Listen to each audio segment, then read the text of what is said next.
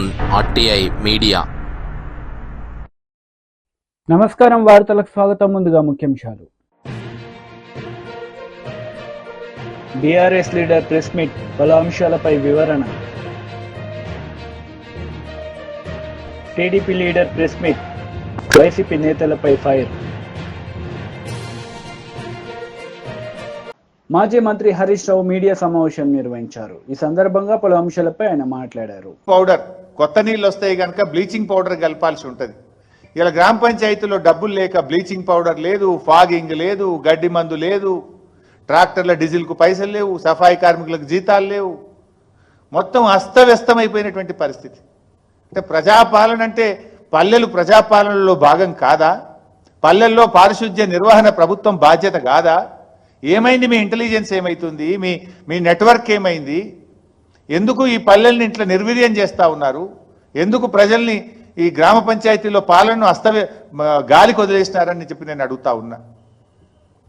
ముందస్తు చర్యలు తీసుకోవాల్సింది పోయి, స్పెషల్ డ్రైవ్ చేయాల్సింది పోయి, రెగ్యులర్గా ప్రతిరోజు జరిగే శానిటేషన్ కూడా బంద్ అయిపోయింది. ఈరోజు బీఆర్ఎస్ ప్రభుత్వం ఉన్నప్పుడు ప్రతి నెల గ్రామ పంచాయతీలకు టెన్షన్గా 275 కోట్లు పోతుండే. Every month 275 crores ఇచ్చేవాళ్ళం. సంవత్సరానికి 3,330 కోట్లు పల్లె ప్రగతి మీద బీఆర్ఎస్ ప్రభుత్వం ఖర్చు పెట్టింది. 3,330 కోట్లు ప్రతి సంవత్సరం పల్లెల్లో అభివృద్ధి కోసం, పారిశుద్ధ్య నిర్వహణ కోసం 275 కోట్లు ప్రతి నెల ఇచ్చాం. మరి 7 నెలలైతే ఒక్క నెల ఒక్క రూపాయి కూడా ఇవ్వలే. మీరు 7 నెలలు ఇంటూ 275 కోట్లు ఇవ్వాలి కదా. మీరు మాకంటే బాగా చేస్తారని ప్రజలు మీకు ఓట్లు వేసినారు. మేము 275 ఇస్తే మీరు 500 కోట్లు ఇస్తారని ప్రజలు ఆశపడ్డారు. ఇంకా బాగా చేస్తారని ప్రజలు ఆశించారు. కానీ ఏమైపోయిందంటే ఏదో కొండ నాలుకకు మందేస్తే ఉన్న నాలుక పోయినట్టు ఇచ్చే 275 కోట్లు కూడా మీ ప్రభుత్వంలో బంద్ అయిపోయినాయి. అదేవిధంగా మేము పట్టణాల్లో కూడా, మున్సిపాలిటీలకు కూడా ప్రతి సంవత్సరం 1,700 కోట్లు రాష్ట్ర ప్రభుత్వం ఇచ్చేది. పల్లెలకు 3,330 కోట్లు, పట్టణాలకు ప్రతి సంవత్సరం 1,700 కోట్లు రాష్ట్ర ప్రభుత్వం ఇచ్చేది. మరి మీరు వచ్చి 7 నెలలైనా 7 పైసలు కూడా ఎందుకు ఇవ్వలేదు? ఏంది మరి? మీరు పట్టించుకోదలుచుకోలేదా? లోకల్ బాడీస్ను మీరు మొత్తం నిర్వీర్యం చేయదలుచుకున్నారా? ఇప్పుడు ఒకసారి ఎంత అద్భుతంగా ఉన్న పల్లెలు కుప్పకూలితే మళ్ళీ దాన్ని మెరుగు చేయాలంటే ఎంత కష్టమవుతుంది? దెబ్బతిన్న ఆరోగ్యాన్ని మీరు తెచ్చేయగలుగుతారా? ప్రజలకు రేపు ఏదైనా గ్రామంలో diarrhoea, malaria, dengue, viral fevers ప్రబులితే దానికి బాధ్యులు ఎవరో నేను అడుగుతా ఉన్నా. ఇప్పటికే హైదరాబాద్లో చాలా మందితో మాట్లాడితే మలేరియా, డెంగ్యూ, వైరల్ ఫీవర్స్తో హాస్పిటల్ చుట్టూ తిరుగుతున్న పరిస్థితి కనబడతా ఉంది. ప్రభుత్వం నుంచి అసలు చలనమే లేదు, ముందస్తు బాధ్యతనే లేదు. ఆ రోజుల్లో మేము గ్రీన్ ఛానల్ పెట్టాము. ఇన్ఫ్యాక్ట్ పల్లె ప్రగతి, పట్టణ ప్రగతి నిధులకు ఎక్కడ ఇబ్బంది లేకుండా గ్రీన్ ఛానల్లో విడుదల చేశారు కేసీఆర్ గారి ప్రభుత్వం. దాదాపు పల్లె ప్రగతి, పట్టణ ప్రగతి కింద గత 5 సంవత్సరాల్లో 20,000 కోట్ల రూపాయలు బీఆర్ఎస్ ప్రభుత్వం ఖర్చు పెట్టింది. మీరు 20 పైసలు కూడా పెట్టలే. 7 నెలలు అయిపోతే 20 పైసలు పెట్టలే మీరు. ఇగో ఇది బీఆర్ఎస్ ప్రభుత్వానికి, కాంగ్రెస్ ప్రభుత్వానికి ఉన్న తేడా. మీరు ఎటుపోతుంది అసలు? పాలన ఏమైంది? పాలన గాలికి వదిలేసిందా? 7 నెలలు అయితే 7 రూపాయలు కూడా ఇయ్యరా? గత ప్రభుత్వం 20,000 కోట్లు ఖర్చు పెట్టింది. ఈ రకంగా ఈరోజు నడుపుతా ఉంది. పరిస్థితి ఏంటంటే నిన్న పాపం వాళ్ళు రిటైర్ అవుతున్నారు. ఎంపీటీసీలు, జెడ్పీటీసీలు రిటైర్ అయితే ఏదో శాలువా కప్తామని పోతున్నారు. రిటైర్మెంట్లో కొంచెం వాళ్ళని గౌరవించుకుందామని వెళ్ళాం. వాళ్ళు కూడా దరఖాస్తు ఇచ్చారు. అన్న 7 నెలలు అయింది మాకు జీతం రాక. ఎంపీటీసీలకు, జెడ్పీటీసీలకు 7 నెలలు అయింది జీతం రాక. ఈ గవర్నమెంట్ మమ్మల్ని పట్టించుకుంటలేదన్న, జర నిద్రలేపుండ్రి, జర అడుగుండ్రి అని చెప్పి రిటైర్మెంట్ శాలువ కప్పుతుంటే దరఖాస్తు ఇచ్చిండ్రు. మాకు జీతం రాక 7 నెలలు అయిపోయాయి. మీరేమో 1వ తారీఖు జీతాలు ఇస్తామని పడుతుంది. 1వ తారీఖు మరి తక్షణమే ఆ ఎంపీటీసీలకు, జెడ్పీటీసీలకు, పారిశుద్ధ్య కార్మికులకు పెండింగ్లో ఉన్న వేతనాలు విడుదల చేయాలని బీఆర్ఎస్ పార్టీ పక్షాన మేము డిమాండ్ చేస్తూ ఉన్నాం. ఇందిరమ్మ పాలన, ప్రజాపాలన, మా రాజీవ్ గాంధీ గారే ఏదో తెచ్చిండు పంచాయతీరాజ్ సంస్కరణలు, పేరు గొప్ప ఊరు దిబ్బ. మీ పాలన ఎట్లుందంటే పంచాయతీలను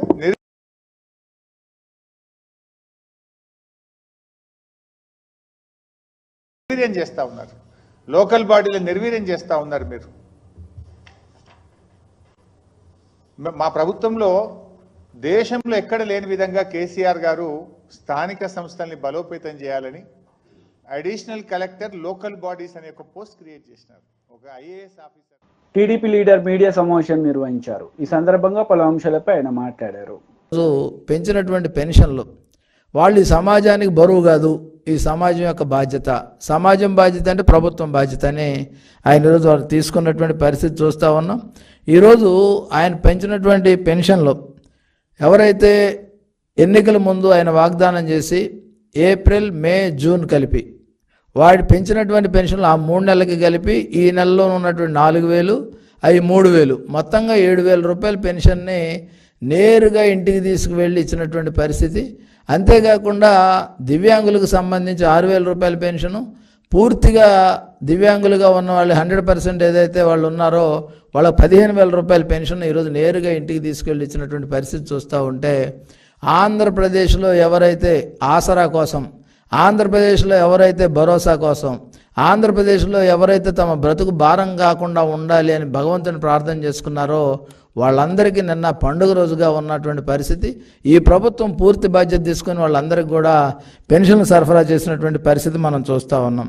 దాంతోపాటుగా జగన్మోహన్ రెడ్డి ఏదో పెన్షన్లు ఇచ్చేసి ఏదో చేశానని చెప్పటం కానీ, అదేవిధంగా పెంచిన పెన్షన్ కూడా దశల వారీగా పెంచానటం కానీ, ఈ ఆశపడ్డటువంటి ఆశాజీవులందరికీ కూడా వాళ్ళకు ఒకటే తెలుస్తూ ఉంది, జగన్మోహన్ రెడ్డి వారి శాపంతో ఈరోజు అధికారంలో లేకుండా పోయినటువంటి పరిస్థితి. ఆ రోజు ఇచ్చిన మాట నిలబెట్టుకోకుండా 2,000 నుంచి 3,000 చేస్తానని కలబొల్లి కబూర్లు చెప్పి అధికారంలోకి వచ్చిన తర్వాత నేను అలాగనలేదు దశల వారీగా చేస్తానని చెప్పినటువంటి వ్యక్తి దశల వారీగా పెన్షన్లు పెంచుకుంటూ దాదాపు 5 ఏళ్ళు కాలం గడిపి ఆఖరణ వారికి దశల వారీగా పెంచినటువంటి పరిస్థితికి కేవలం 18 రోజుల్లోనే ఇచ్చిన మాట ప్రకారం బకాయిగా ఉన్న ఏదైతే ఆయన వాగ్దానం చేసినటువంటి ఏప్రిల్ నెల నుంచి జూలై నెల 1వ తారీఖుకి ఉన్నటువంటి బకాయిలు 3,000 ప్లస్ 4,000 7,000 ఇచ్చినటువంటి పరిస్థితి ఈ రాష్ట్రంలో. ఎందుకంటే అన్నమంతా పట్టుకోక్కర్లు, ఒక మెతుకు పట్టుకుంటే పరిపాలన ఏ విధంగా ఉండబోతుంది, అన్నం ఉడికిందా లేదా ఏ విధంగా తెలుస్తుందో అదేవిధంగా నిన్న ఒక్క రోజుతోనే చంద్రబాబు నాయుడు గారి పరిపాలన ఏ విధంగా ఉండబోతా ఉంది ఈ రాష్ట్రం చాలా రోజులు. ఎందుకంటే ఈ సందర్భంగా ఇంకొక విషయం కూడా తెలియజేయాల్సినటువంటి అవసరం ఉంది. ఆ రోజు 2019లో ఎంప్లాయీస్ అందరూ కూడా చంద్రబాబు నాయుడు గారు ఇచ్చినటువంటి ఫిట్మెంట్ కానీ ఇవన్నీ కూడా గుర్తుపెట్టుకోకుండా జగన్మోహన్ రెడ్డి ఒక్క ఛాన్స్ అడిగితే వీళ్ళందరూ కూడా డబల్ ఛాన్స్ ఇచ్చి 2 చేతులతో నొక్కాము మేము ఓట్లు అని చెప్పినటువంటి ఎంప్లాయీస్ కూడా అనుభవించారు. ఏ విధంగా 10వ తారీఖు వచ్చినా, 11వ తారీఖు వచ్చినా, 15వ తారీఖు వచ్చినా కూడా వాళ్ళ జీతాలు పడకుండా కనీసం పిఎఫ్ ఖాతాల్లో ఉన్న సొమ్ములు కూడా ప్రభుత్వం విత్డ్రా చేసి వాళ్ళు ఏ విధంగా చేసిందో మనం చూసాం. అలాంటి పరిస్థితి నుంచి 1వ తారీఖునే ప్రభుత్వంలో పనిచేసే ప్రతి ఉద్యోగి 1వ తారీఖే జీతాలు చెల్లించే విధంగా చంద్రబాబు నాయుడు గారి మార్క్ ఏదైతే ఉందో ఆ మార్క్ని నిన్న అధిగమించినటువంటి పరిస్థితి చూస్తూ ఉన్నాం. 1వ తారీఖున అందరికి జీతాలు ఇవ్వటం, అంతేకాకుండా కాంట్రాక్టు అవుట్సోర్సింగ్ వాళ్ళకు కూడా 1వ తేదీనే నేరుగా జీతాలు ఇవ్వాలనే సంకల్పం ఈ ప్రభుత్వం తీసుకోవటం చూస్తూ ఉంటే ఈ రాష్ట్రానికి మంచి రోజులు వచ్చాయి, ఈ రాష్ట్రంలో ప్రజలకు మంచి రోజులు వచ్చాయి, ఈ రాష్ట్రంలో అభివృద్ధి అనేది జరగబోతూ ఉంది, ఈ రాష్ట్రంలో ఉపాధి అవకాశాలు మెరుగుపడబోతూ ఉన్నాయి, ఈ రాష్ట్రంలో పరిశ్రమలకు అనువుగా ఉన్నటువంటి పరిస్థితి రాబోతూ ఉంది. ఈ అమరావతి రాజధాని ద్వారా సంక్షేమం అనేది ఏ విధంగా సంపద సృష్టించి సంక్షేమాన్ని ఏ విధంగా పంచాలనే దానికి తేడా కనపడతా ఉంది. ఒక నేరస్తుడికి అదేవిధంగా ఒక నాయకుడికి ఈ రెండింటికి మధ్య ఉన్నటువంటి తేడా ఈ 5 ఏళ్ళు. ఎందుకంటే గతంలో 2019 ముందు అందరూ కూడా జగన్మోహన్ రెడ్డి అయితే బాగుండు అనుకున్నారు. రుచి చూసిన తర్వాత అది చేదా పుల్లనా లేకపోతే ఏ విధంగా ఉందని కాంగ్రెస్ నేతలు మీడియా సమావేశం నిర్వహించారు. ఈ సందర్భంగా పలు అంశాలపై వారు మాట్లాడారు. పార్లమెంట్ ప్రొసీజర్ అంతా చూసిన for the first time my leader India alliance లో చాలా చక్కగా వాస్తవాలు మాట్లాడిండు, ఏం తప్పు మాట్లాడలే. ఏ ధర్మంలో ఉన్నదా, అది సిక్కు ధర్మం కావచ్చు, హిందూ ధర్మం కావచ్చు, బుద్ధిస్టం కావచ్చు, ఎదుటివాడిని ప్రేమ చేయమన్నాడు కానీ ఎదుటివాడిని విద్వేషం పెట్టి వాని మీద అరాచకం చేయమని ఎక్కడ చెప్పలే. ఇవాళ వాళ్ళు నీతులు చెప్తున్నారు. ఆయన ఏమన్నాడు, వాస్తవాలు మాట్లాడిండు, ట్రూత్ మాట్లాడిండు. ఆయన అన్నాడు కూడా, నేను వాస్తవం ఏమైనా హిందువులు అనేవాళ్ళు ఎదుటి వాడిని విద్వేషాన్ని పెంచి వాడిని చంపడం కొట్టడం మరి ఈనాడు ఉన్నటువంటి పరిస్థితులలో ఆయన కరెక్ట్గా మాట్లాడిండు. వైలెన్స్ చేయొద్దు అన్నాడు. ఏం తప్పు మాట్లాడిండే? ఎందుకు అపోలో ఇవ్వాలి? నేను చూసిన పురంధేశ్వరి కూడా క్షమాపణ చెప్పాలి. అరే అమ్మా, నువ్వు మొదలు నరేంద్ర మోడీని అడుగు. ఏడా గోద్రా ఇన్సిడెంట్ ఏమైంది? గుజరాత్ లో ఏమైంది? ఊచకోత కోసిరా లేదా? మేము ఎప్పుడన్నా మాట్లాడుతున్నాం ఆ సంగతి? మేము విద్వేషాన్ని పెంచొద్దనేది రాహుల్ గాంధీ ఆలోచన. కేవలం ప్రేమ పెంచమని, ప్రేమతో చూడమని అంటున్నాడు. మీరేమో హిందువుల పేర్ల మీద హిందువులను బద్నాం చేస్తున్నారు. మీరు హిందూ ధర్మంలో ఉన్నదా ఎదుటివాడిని చంపాలని, ఎదుటివాడిని కోసేయాలని, ఎదుటివాడిని ఇచ్చేయాలని? ఇవాళ అంటూ సిక్కుల కోత. మరి అదే కూడా మాట్లాడాలి కదా.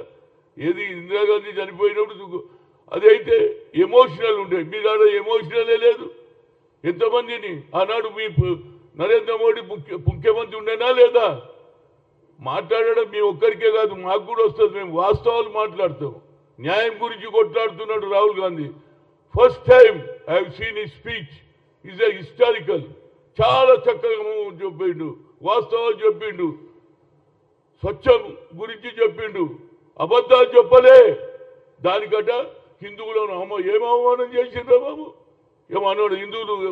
హిందువుల పేర్ల మీద మీరు ఏది అరాచకం చేస్తున్నారు, వైలెన్స్ చేస్తున్నారని చెప్పిండు. ఆ వైలెన్స్ తగ్గించమని చెప్పిండు. తప్పేం చెప్పిండు? దానికట్ట అపాలజీ. ఏం అపాలజీ చెప్పాలి? ఎప్పుడైనా చెప్పిండా? నరేంద్ర మోడీ ఇంత పెద్ద అయింది, ఆయన రాష్ట్రంలో తప్పు జరిగిందని ఒప్పుకున్నాడా? ఆయన చెప్పమను తప్పు జరిగిందని. ఆనాడు ఉన్నాడు వాజ్పేయి కూడా ఇది పద్ధతి కాదన్నాడు. అది తెలుసుకోకుండా ఆమె ఏది రాహుల్ గాంధీ ఏది క్షమాపణ చెప్పాలంటూ మొదలు ఆయన చెప్పమను. గుజరాత్లో గోద్రాలో జరిగిన దాని మీద ఇప్పటిదాకా క్షమాపణ చెప్పలే. That is the quality of the leader. మా లీడర్ చూడు స్వచ్ఛంగా న్యాయం గురించి. ఈనాడు అహింసను ఆపమని చెప్పాడు, హింసను పోషించొద్దని చెప్పిండు. మన కల్చర్ కాదు. బుద్ధిస్టులలో కానీ, సిక్కులలో కానీ, ముస్లింలో కానీ, హిందువులలో మన చంపాలని, ద్వేషం పెంచుకోవాలని ఎక్కడ లేదు. చాలా చక్కగా మాట్లాడాడు. తప్పనిసరిగా ఆయన నాయకత్వంలో రోజు తప్పనిసరిగా ప్రతి పార్లమెంట్లో ప్రతి ఇష్యూ మీద నిలదీయాలని చెప్తున్నా. ఎందుకంటే నరేంద్ర మోడీకి మెజార్టీ ఉన్నదని ఇష్టం వచ్చినట్టు ఆట ఆడుతాడు. కాబట్టి ఇవాళ నీకు సరిపోయినటువంటి న్యాయంగా చెప్పాలంటే బీజేపీ ఎన్డీఏకు ఓటమి జరిగింది. మా మెజార్టీ ఎంత వచ్చిందో కొద్దిగా మీకు సంఖ్య వచ్చి ఉండొచ్చు. కానీ న్యాయంగా చెప్పాలంటే ఓటమి అంచులో ఉండి గెలిచిండ్రు తప్పితే. అయినా రేపు పార్లమెంట్లో చాలా బాగా మాట్లాడిండు. ఆయనకు ఎక్స్పీరియన్స్ వచ్చింది. కన్యాకుమారి నుంచి కశ్మీర్ వరకు వచ్చిన తర్వాత ప్రజల సమస్య తెలుసుకున్నాడు. జితినా హిస్సేదారు యుద్ధి భాగీదారు అన్నాడు. క్యాస్ట్ వైజ్ సెన్సస్ అన్నాడు. దాన్ని కూడా పార్లమెంట్లో రేజ్ చేయాలి తప్పనిసరిగా అన్ని రాజకీయ party. YCP leader Pothina Mahesh media సమావేశం నిర్వహించారు. ఈ సందర్భంగా పలు అంశాలపై ఆయన మాట్లాడారు. విజయవాడలో ప్రేమోన్మాది గడ్డం మణికంఠ హత్య చేసినటువంటి దర్శిని తండ్రి శ్రీరామచంద్రమూర్తి గారి మరణం పట్ల ఇంతవరకు రాష్ట్ర ప్రభుత్వం ఎందుకు స్పందించాలా? హోంమంత్రి గారు ఎందుకు స్పందించాలా? దీనికి కారణం గడ్డం మణికంఠ తెలుగుదేశం పార్టీ కార్యకర్తనా? తెలుగుదేశం పార్టీ సానుభూతిపరుడనా? ఇంత సంచలనం రేపినటువంటి ఈ హత్యపై ఇంతవరకు రాష్ట్ర ప్రభుత్వం కానీ, తెలుగుదేశం పార్టీ నాయకులు కానీ, కూటమి నాయకులు కానీ స్పందించలేదంటే ఖచ్చితంగా గడ్డం మణికంఠ తెలుగుదేశం పార్టీ సానుభూతిపరుడు, తెలుగుదేశం పార్టీ కార్యకర్త కనుకనే ఇంతవరకు రాష్ట్ర ప్రభుత్వం కానీ, హోం మంత్రి గారు కానీ, అదేవిధంగా తెలుగుదేశం పార్టీ నాయకులు కానీ, పశ్చిమ నియోజకవర్గంలో ఉండేటువంటి ఎమ్మెల్యే సుజనా చౌదరి గారు కానీ కనీసం స్పందించకపోవడానికి కారణం ఇవేమి మేము సొంతంగా చెప్తున్నటువంటి మాటలు కాదు. గడ్డం మణికంఠ మీరు చూస్తూ ఉంటే కేశినేని చిన్ని గారితో వారు దిగినటువంటి ఫోటో, మణికంఠ దిగినటువంటి ఫోటో. మరొక ఫోటో కేశినేని చిన్ని గారితో ఉన్న ఫోటో మొన్న ఎలక్షన్ సందర్భంగా. మరొక ఫోటో చూడండి, కార్పొరేషన్ ఎన్నికల సందర్భంగా మణికంఠ చంద్రబాబు నాయుడు గారు ప్రచారం చేస్తున్నటువంటి సందర్భంలో ఆయన సెల్ఫీ తీసుకున్నటువంటి ఫోటో. సెల్ఫీ తీసుకున్నటువంటి ఫోటో. కాబట్టే మేము చెప్తా ఉన్నాం, గడ్డం మణికంఠ ముమ్మాటికి తెలుగుదేశం పార్టీ సానుభూతి పరుడే. అతను ప్రేమోన్మాదే. ఇతను దర్శిని తండ్రి శ్రీరామచంద్రమూర్తి గారిని అత్యంత దారుణంగా, కిరాతకంగా నడి రోడ్డు మీద అత్యంత పాశవికంగా చంపేసిన ఇంతవరకు రాష్ట్ర ప్రభుత్వం స్పందించలేదు. ఒక యువతకి ఇంత దారుణం జరిగితే హోంమంత్రి అనిత గారు కూడా స్పందించరా. ఈ ఘటనకి కూతవేటు దూరంలో డిప్యూటీ సీఎం పవన్ కళ్యాణ్ గారి క్యాంపు కార్యాలయం కూడా ఉంది. కనీసం వారు కూడా స్పందించలా. ఇంతకన్నా అన్యాయం ఏమైనా ఉంటుందా? విజయవాడ నగరం నడి బొడ్డున దర్శిని కుటుంబానికి ఇంత ఘోర అన్యాయం జరిగితే రాష్ట్ర ప్రభుత్వం స్పందించకపోవడం ఏంటి? కూటమి అధికారంలోకి వచ్చిన దగ్గర నుంచి రాష్ట్రంలో మహిళల మీద, యువతల మీద వరుసగా అఘాయిత్యాలు జరుగుతూ ఉన్నాయి, హత్యలు జరుగుతూ ఉన్నాయి. దీని మీద రాష్ట్రంలో ఉండేటువంటి యువతలు, మహిళలు చాలా చాలా గందరగోళ పడుతూ ఉన్నారు, ఆందోళన చెందుతూ ఉన్నారు. బీజేపీ లీడర్ మీడియా సమావేశం నిర్వహించారు. ఈ సందర్భంగా పలు అంశాలపై ఆయన మాట్లాడారు. దేశంలో ప్రతి హిందూ కూడా ఈరోజు కాంగ్రెస్ పార్టీ హిందువులకు, ఈ దేశ ప్రజలకు క్షమాపణ చెప్పాలి అని చెప్పేసి కూడా మేము ఈ యొక్క పత్రికా సమాచారం మేము కోరుతా ఉన్నాము. సిగ్గు, లజ్జ అటువంటి ఏదైనా ఉంటే కాంగ్రెస్ పార్టీకు కనీసం ఇప్పటికైనా వారు స్టేట్మెంట్ ఇచ్చి మా తప్పైపోయింది అని చెప్పేసి చెప్పాల్సిన అవసరం ఉంది. గతంలో ఆ పనులు కాంగ్రెస్ పార్టీ చేసింది. సిక్కులను ఊత కోసం పోసిన తర్వాత కూడా వాళ్ళు దాదాపు 15 సంవత్సరాల తర్వాత తప్పైందని చెప్పారు. కానీ అంత దూరం పోకుండా రాహుల్ గాంధీ గారు కాంగ్రెస్ పార్టీ తరఫున, వారి తరఫున ఈరోజు మన దేశ ప్రజలకు వారు క్షమాపణ చెప్పాలని చెప్పేసి కూడా భారతీయ జనతా పార్టీ డిమాండ్ చేస్తాం.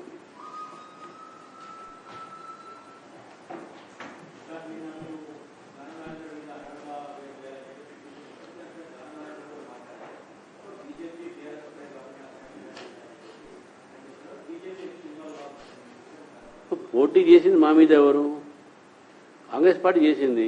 కాంగ్రెస్ పార్టీ క్యాండిడేట్ ఎవరు? టీఆర్ఎస్ మీద గెలిచినాడు. కాబట్టి మేము అక్కడ ఆ ఒక్క క్యాండిడేట్ వరకు చేస్తున్నాం కదా, మిగతా వాళ్ళని మేము చేయలే కదా.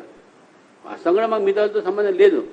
కానీ తెలంగాణలో ప్రజాస్వామ్యం బతకాలంటే పార్టీల ఫిరాయింపులు తగ్గియాలి. పార్టీలు ఫిరాయింపులు చేస్తే మీరు రిజైన్ చేసి పార్టీలు చేరండి. అంతేగానే మనకు ఉన్నటువంటి ఒక 9th షెడ్యూల్లో ఉన్నటువంటి ఒక దాన్ని ఏదైతే మనకు వెసులుబాటు ఉందో దాన్ని వాడాల్సిన అవసరం ఉన్నది. ఇటు మర్జరు కాదు, ఇది కాదు, ఇండివిజువల్ డిఫెక్షన్స్ అనేది భారతదేశంలో తెలంగాణ నుంచి మొదలైంది. దానికి బీఆర్ఎస్, కాంగ్రెస్ పార్టీ ఇద్దరు కూడా ఒకటే, దొందే. కాబట్టి మా మీద వాళ్ళు చెప్పే ముందు వాళ్ళు ఎక్కడ ఉన్నారని చూసుకు చెప్పాలి. రాళ్ళు మా మీద వేసే ముందు they are also living in the stone room అనేది గుర్తుపెట్టుకోవాలి. మేము ఒక వ్యక్తి మీద కానీ ఇది కానీ మీ వ్యవస్థ మీదనే మేము కంప్లైంట్ చేయడం జరిగింది. కాబట్టి డెఫినెట్గా మాకు పూర్తి అధికారం ఉంది. కిషన్ రెడ్డి గారి మీద పోటీ చేసింది ఎవరు, ఆయన గతంలో ఏ పార్టీని గెలిచారు, ఏ పార్టీ అసలు మొత్తం ప్రజాస్వామ్యాన్ని పరిహాసం చేస్తుంది తెలంగాణ.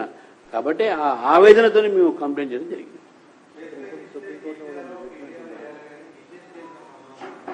మా మీద కదా పోటీ చేసింది.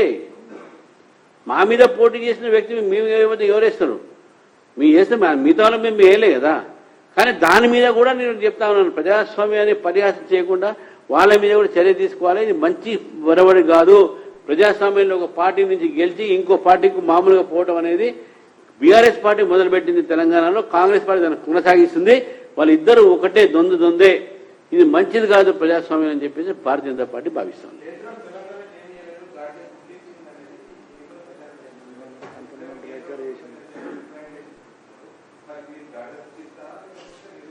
ఈ దాని మీద మేము చాలాసార్లు మాట్లాడాం. ఇప్పుడు ఇది మాకు రాహుల్ గాంధీ గారు గాడిదగుడ్డు ఆయన చెప్పాలి, హిందువులకు గాడిదగుడ్డు పెడుతుండా లేకుంటే మాకు హిందువులకు గడ్డి పెడుతున్నాడా ఏమో నాకు అర్థం కాలేదు. ఆయన ఎటువంటి వ్యక్తి? ఆయన ముందు వార్తలు ముగించే ముందు ముఖ్యాంశాలు మరోసారి.